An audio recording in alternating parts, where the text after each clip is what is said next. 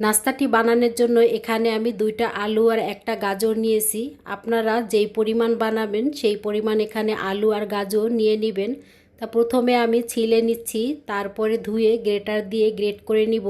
আসসালামু আলাইকুম ভাই বোনেরা, কেমন আছেন? আশা করি যে যার অবস্থানে বসে এই ভিডিওটা দেখছেন সবাই অনেক বেশি ভালো আছেন। আলহামদুলিল্লাহ, আমরাও বেশ ভালোই আছি। হঠাৎ করে কোনো মুখরোচক খাবার খেতে মন চাইলে আমি বলবো এই নাস্তাটি সবচেয়ে বেস্ট। বানানো যেমন সহজ, খেতেও কিন্তু অনেক বেশি মজা।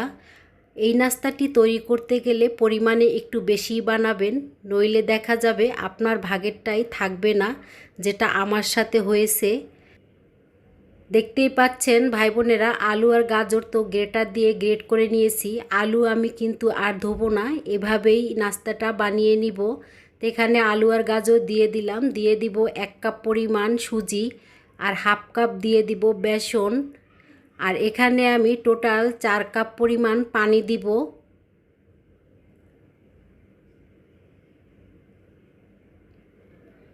পরিমাণ মতন লবণ দিয়ে দিব। ঝালের জন্য এখানে আমি চিলি ফ্লেক্স দিব। আপনারা চাইলে এখানে লাল মরিচের গুঁড়োটাও দিতে পারেন, তবে আমি বলবো চিলি ফ্লেক্স দিলে যে কোনো নাস্তারই স্বাদটা কিন্তু অনেকটাই পরিবর্তন আসে।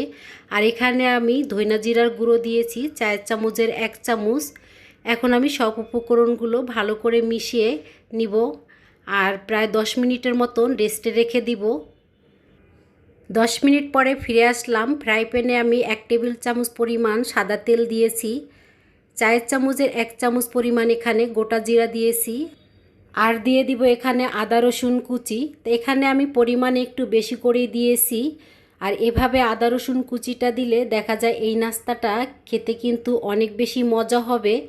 তবে এখানে আপনারা আদা রসুনের কুচির পরিবর্তে আদা রসুনের পেস্টও দিতে পারেন, সেটা আপনাদের পছন্দ মতন। দিয়ে দিব এখন পেঁয়াজ কুচি। তা পরিমাণ মতন পেঁয়াজ কুচি দিয়েছি। এখন আমি আদা রসুনের সাথে পেঁয়াজটাকেও তেলে ভেজে নিচ্ছি। এই পর্যায়ে দিয়ে দিব আমি কাঁচামরিচ।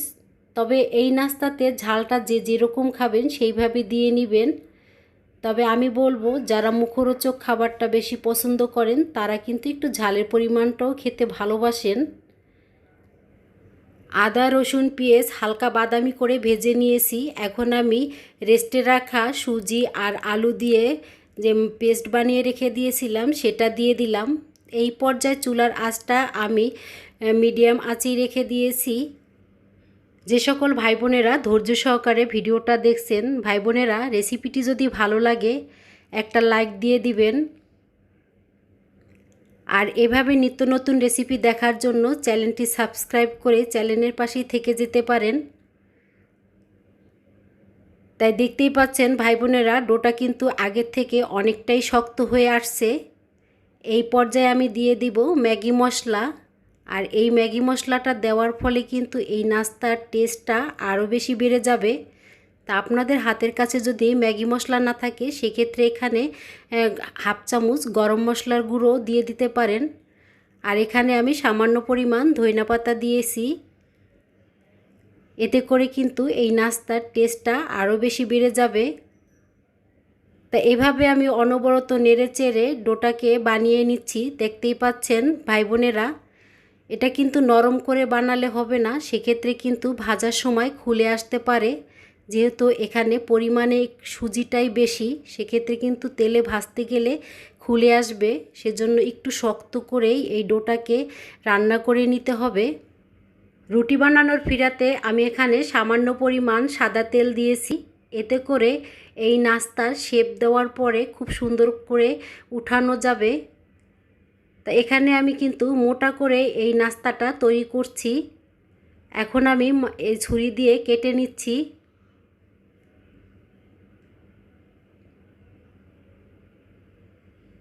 তা এখানে আমি 3টা ভাগ করেই কেটে নিচ্ছি।